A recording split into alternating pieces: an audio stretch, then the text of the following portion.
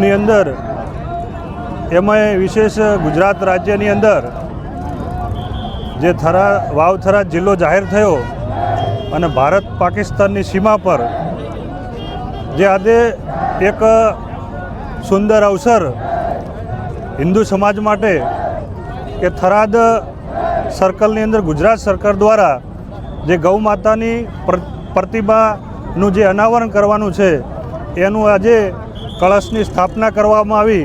એટલે વિશેષ ગુજરાત સરકાર, ભારત સરકાર તેમજ આપણા ગુજરાત વિધાનસભાના અધ્યક્ષ અને થરાદના લોકપ્રિય ધારાસભ્યોનો અને તમામ ગૌપ્રેમી જનતાનો ખૂબ ખૂબ આભાર વ્યક્ત કરું છું।